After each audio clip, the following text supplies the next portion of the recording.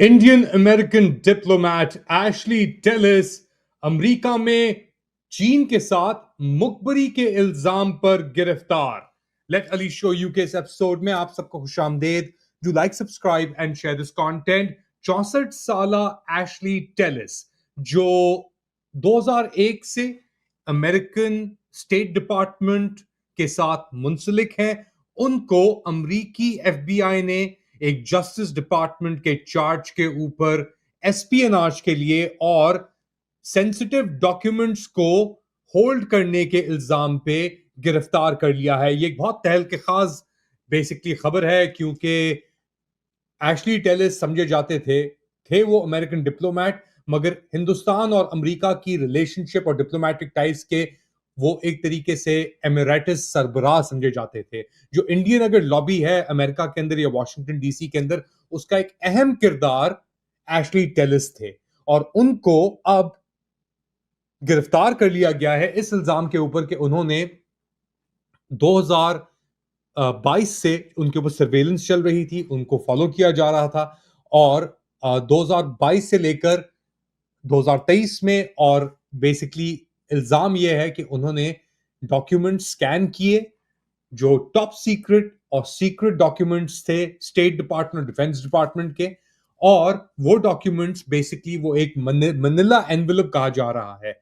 एक वो बड़ी एनवेलप नहीं होती अपना ब्राउन कलर का जो एनवेलप होता है, उसके अंदर उन डॉक्यूमेंट्स को रख के वो एक वर्जीनिया में खाने के लिए गए।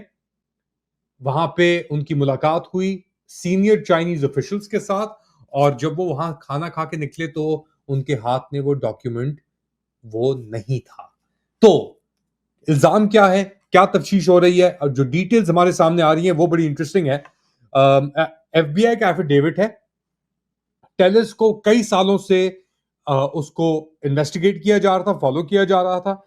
जिस तरह मैंने जिक्र किया, नॉर्दर्न वर्जीनिया में 4 बार 2022 से लेकर पिछले महीने यानी सितंबर 2025 तक, यानी 3 साल लगातार वो 4 बार मिले चाइनीज ऑफिशियल से।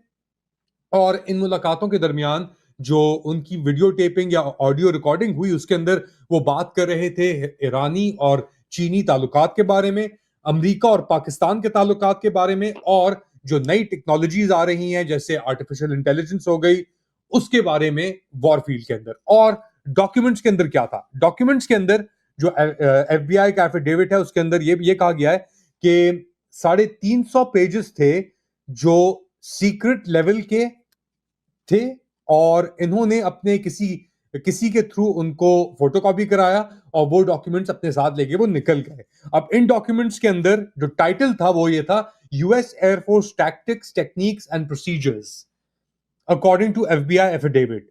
अच्छा, एक 40 पेज का एक और डॉक्यूमेंट था, अ सेपरेट 40 पेज डॉक्यूमेंट, जिसके ऊपर सीक्रेट लिखा हुआ था, और उन्होंने 25 सितंबर यानी पिछले माह उन 40 पेजेस को प्रिंट किया। उनके ऊपर ये इल्जाम है, एलिजिडली प्रिंट किया, और उस डॉक्यूमेंट के अंदर मिलिट्री एयरक्राफ्ट कैपेबिलिटीज से मुंसलिक वो डॉक्यूमेंट से, ये कोर्ट फाइलिंग के अंदर ये सब चीजें दिखाई गई हैं। और ये इल्जाम ये है कि इन्होंने इन डॉक्यूमेंट्स को होल्ड किया अपने पास गैर कानूनी तौर के ऊपर, और ये चीन को वो इल्जाम जो लगाया जा रहा है या इंसिन्यूएट जो किया जा रहा है कि ये चीन को वो प्रोवाइड कर रहे थे। अगेन, मेरे ख्याल से बहुत इंपॉर्टेंट है इस वक्त ये कहना, ये बताना कि एशली टेलिस इतना सिग्निफिकेंट किरदार क्यों था। 2001 में इन्होंने जॉर्ज डब्ल्यू बुश की हुकूमत ज्वाइन की।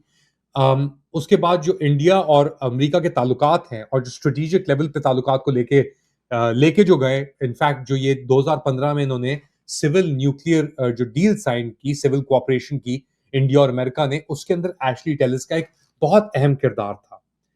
और ये समझे जाते थे, जिससे मैंने पहले जिक्र किया, इंडियन लॉबी और इंडियन अमेरिकन जो लॉबी है उसके एक तरीके से ये सरबराह समझे जाते थे।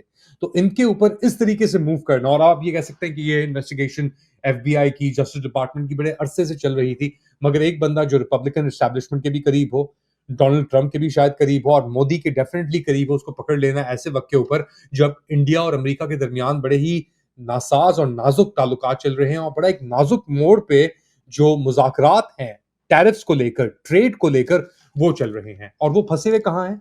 वो फंसे हुए इसलिए उस जगह पे कि अमेरिका चाहता है कि इंडिया उसे खुली एक्सेस दे अपनी मार्केट्स के अंदर और स्पेसिफिकली जो ज़राअत या एग्रीकल्चर है उसके अंदर।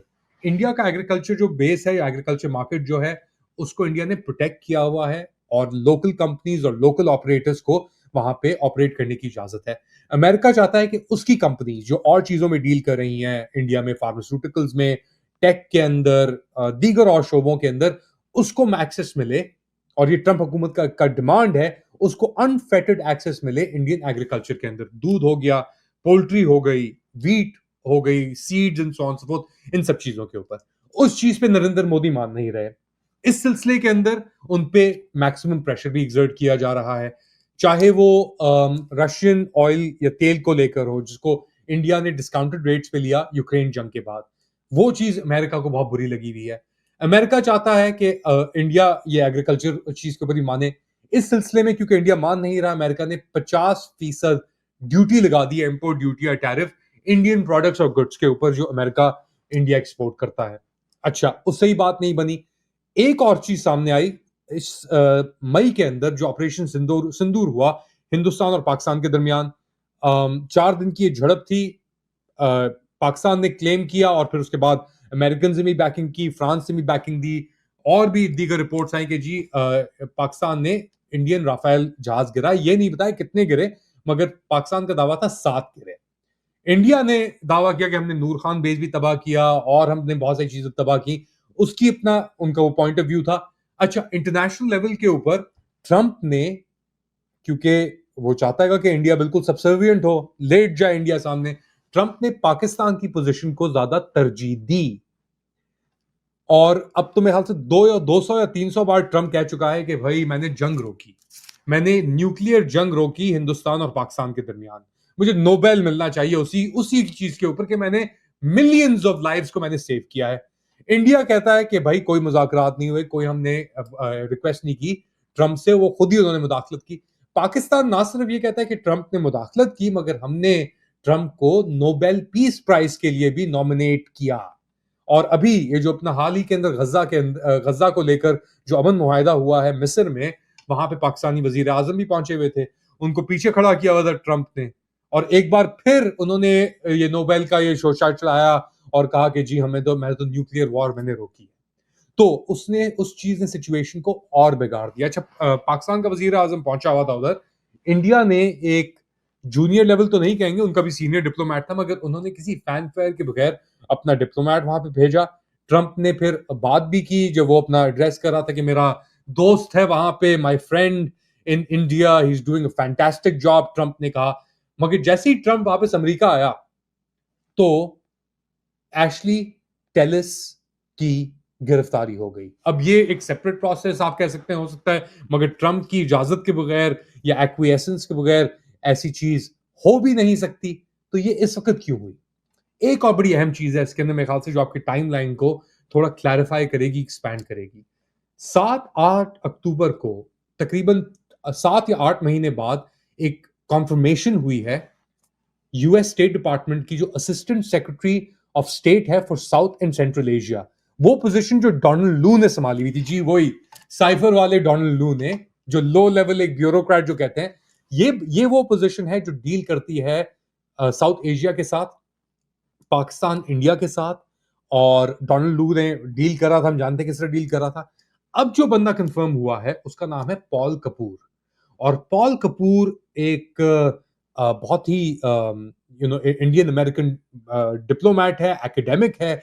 इसकी रिसर्च ज्यादातर न्यूक्लियर प्रोलिफरेशन के ऊपर है। और पाकिस्तान के अंदर जो प्रोलिफरेशन पाकिस्तान ने की थी डॉक्टर AQ खान के जरिए, जो दावा किया था, तो खैर सबूत के साथ उन्होंने कबूल भी कर लिया। तो उसकी स्टडीज की बड़ी एक्सटेंसिव थी। और ये पॉल कपूर जो है, ये समझा जाता है एक इंडियन हॉक। और ये मुंतखब किया नुमाइंदा डोनाल्ड ट्रंप ने। एक तरफ पॉल कपूर का आना, एक क्रिटिकल पोजीशन पे, सबसे अहम पोजीशन हुकूमत के अंदर, assistant secretary of state for south and central Asia. दूसरी जानिब एशली टेलिस का गिरफ्तार होना, जो समझा जाता है एक तरीके से लीडर इंडियन अमेरिकन लॉबी का, और इंडिया अमेरिका के दरमियान जो स्ट्रेटेजिक ताल्लुकात पैदा हुए हैं उसका। तो क्या हो रहा है? ये दोनों चीजें डेवलपमेंट्स बहुत अहम है और बहुत एक हफ्ते के अंदर अंदर हुई हैं। आप लोग क्या समझते हैं क्या हो रहा है? क्या ये प्रेशर टैक्टिक है, कोई चीज नहीं है, या एक लॉन्ग स्टैंडिंग चीज है जो चल रही है? इन्वेस्टिगेशन भी हुई और अमेरिका के अंदर इस तरीके से मूव करना, लॉफेयर, किसी को टारगेट करना, बहुत सारी चीजें हो सकती हैं इसके ऊपर। तो खैर, आप लोग क्या समझते हैं बताएं मुझे कमेंट सेक्शन के अंदर। Do like, subscribe and share this content. थोड़ी देर बाद दोबारा हाजिर होऊंगा अपडेट के साथ। तब तक के लिए टेक केयर।